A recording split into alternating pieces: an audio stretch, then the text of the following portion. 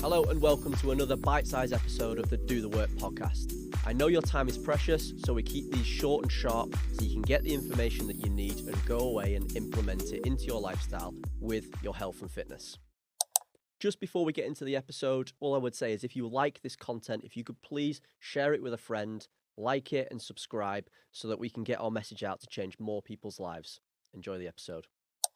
Okay, so I'm back with another 10 questions from Chat GBT around weight loss. So these are the second 10 most important questions and most common questions that people are asking.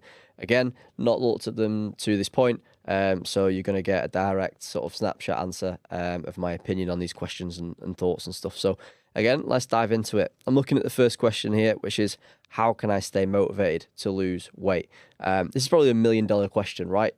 Everyone struggles with motivation, and usually people think that they need motivation to get started.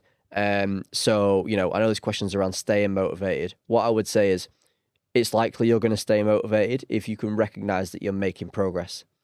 If you don't have good metrics and you don't know if you're getting better in some capacity, then it's very unlikely that you're going to feel motivated. And usually how I explain this to clients, it's the opposite of how people want it to be or think it should be. But it's action, results, motivation.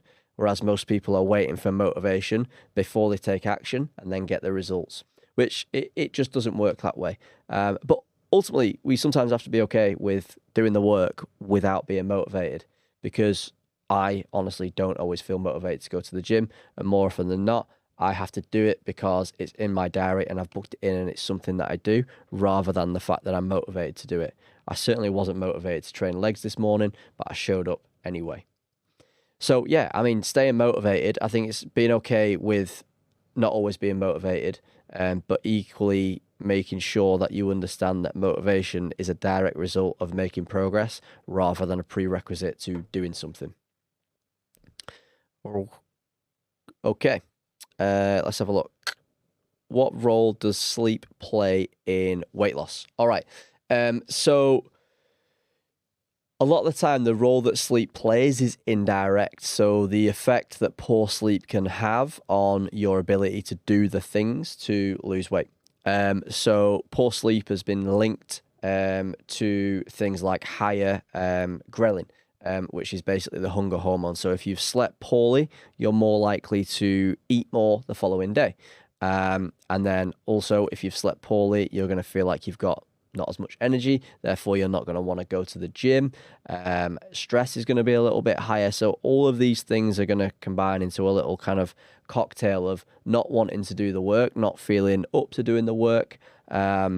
Poor sleep has been massively linked with depression as well. Now, I know I'm going off on a little bit of a tangent there, but if you can understand how much sleep can impact how we feel, we can then understand how likely it is that we're going to make the decisions that are in line with achieving weight loss. So it's much more around how sleep impairs and impacts our decision making than it is directly linking with weight loss, if that makes sense. But ultimately, we need to have good sleep hygiene. We need to be getting, 7 to 8 hours a night, or at least creating a 7 to 8 hour window in which we can try to sleep. And I also find that when you eat better and when you exercise more frequently, people usually see an improvement in their sleep duration and the sleep quality.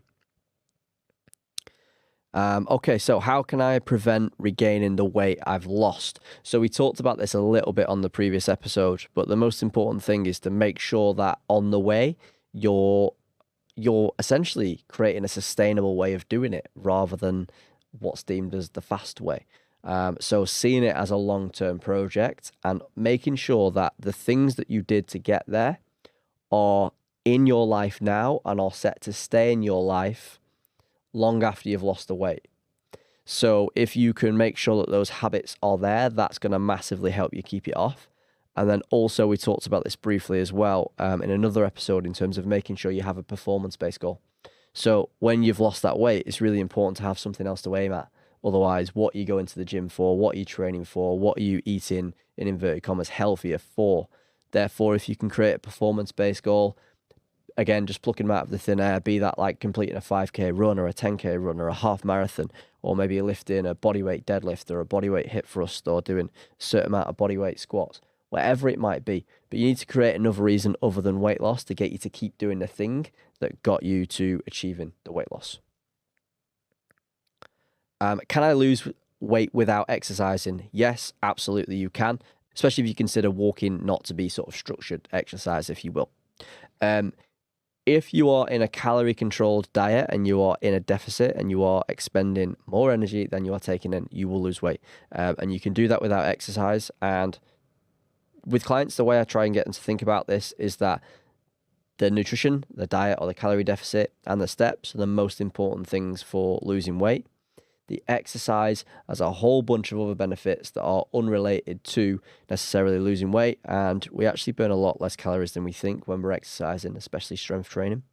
But it has a whole host of benefits that we still want to do so that we can achieve those benefits, like building some muscle, like feeling good, like improving our strength, improving our bone density, and all of that comes with the strength training. But yes is the answer. You can absolutely lose weight without exercising. Okay, what have we got here? All right, so a bit more of a practical one here. What should I eat before and after workouts for weight loss? Again, the for weight loss makes this question a little bit of a difficult one to answer. If I was to remove that from the question, what should I eat before or after workouts? Typically for most people, a low-fat, high-carb style meal or snack is the best thing to have. Just because we digest and process that a little bit faster. Therefore, we've got the energy for the workout at that point. And then also, we haven't got digestion issues whilst we are exercising. And then post-workout, I always recommend, getting something in that's high protein to help the recovery process as quick as possible. There used to be studies that you need to get it in within like 20-30 minutes, which has kind of been debunked. But equally, it's only going to be helpful to get some protein in there, carbohydrates to help refuel and replenish. And then with you not needing, longer to digest it and stuff like that, potentially some fats in there as well. In terms of the specifics of what you can have, a carb-based snack, if you're someone who likes something sweet, a good time to kind of have those things is probably in and around your training session. So, something like a chocolate bar or whatever. Great time to do it is probably before or after your training session because you're really you're either fueling or refueling at that point. Protein shakes are really good for convenience in terms of getting protein in after your workouts. I typically don't use them. Some people live by them. It really depends on the individual and what you like. And again, a practical for something before would be something like maybe a piece of fruit would be great, like a banana's perfect. But the timings are very individual to the person, how fast you digest food, and ultimately how you feel when you're training after eating. I can kind of process food pretty quickly and train. I've got clients who can't eat up to 2 hours before. So it really is a test and see process. Okay, so how does stress affect weight loss? This is quite similar to the sleep answer as well. So if we are in a stress state, if we are in a low energy state, or stress can be a high energy state, depending upon what kind of stress that we're talking about here, this can have a massive impact ultimately in, again, our decision making, on our willingness to want to do the stuff when we are already stressed. But also, on the other side of things, if you're really stressed, maybe you've got high blood pressure, you've got a very demanding job, you've got crazy life going on at home, having high blood pressure, having a high resting heart rate, and not having much time to relax and wind down is dangerous and isn't ideal. Therefore, you having that kind of situation, maybe say something like a HIIT class or a spin class or something like that, isn't the best kind of activity and exercise for you. So maybe you need something that's a little bit lower in intensity, so that you're essentially not ramping up those stress levels again, basically. So does it affect weight loss, I suppose, was the question. Only if it changes your decision making in line with your calories, whether you're, eating more. Some people, when they're stressed, they eat more. So that could potentially be an issue there. So treating the symptom would be treating what's causing the stress. So yeah, only if you eat more or exercise less as a result. What are the healthiest snacks for weight loss? So very similar, I suppose, to the before and after workout question in some sense. Me personally, when I I'm going into like a diet phase or a weight loss phase, I just don't snack. I just take away the option to do so, and I just have 4 meals. So I'll have like breakfast, I'll have 2 meals in the day, and I'll have my evening meal later on. And I just take away the need for snacking. That being said, the question was the healthiest snacks. I think snacking on, as I said before, things like fruit, nuts, berries, things like that, very fibrous, very filling, pretty low in calories apart from the nut option. You need to be careful with the portion sizes of those. But they're going to be much more filling than picking up like a little cereal bar or something like that, which is just not going to fill you up, but it's going to add to the calorie bank, if you will, of what you're ingesting. So I'll be trying to make sure that when you're tracking, you're scanning things in and you're looking into what options are that are maybe somewhere around like 100, 200 calories. If it's anything more than that and you're trying to lose weight, you're probably going to struggle to hit your calorie target if you're having 3 meals elsewhere as well. So me personally, I don't snack. If you do snack, I think fruit's a great option, and especially things like berries and stuff like that. Okay, how much water should I drink to lose weight? Again, this is not going to directly make you lose weight if you drink more water. What normally happens when you start a weight loss journey, you start eating better, drinking more water, you retain less water, therefore the weight drops on the scales quite substantially in the first week, but that is ultimately a water loss. You're less bloated, so you look a little bit better, but it's not necessarily body fat. How much water should you drink to lose weight? Again, there's no direct answer that's going to say you're going to lose more weight consistently over time. That initial weight that you lose is just water weight and not body fat. But if you drink more water, you're going to feel better, you're going to have more energy. Again, you're probably going to do things like sleep better. Therefore, you're going to be making better decisions, wanting to exercise more. Maybe you're going to feel a little bit fuller, so you're less likely to snack if you're filled up on more water instead.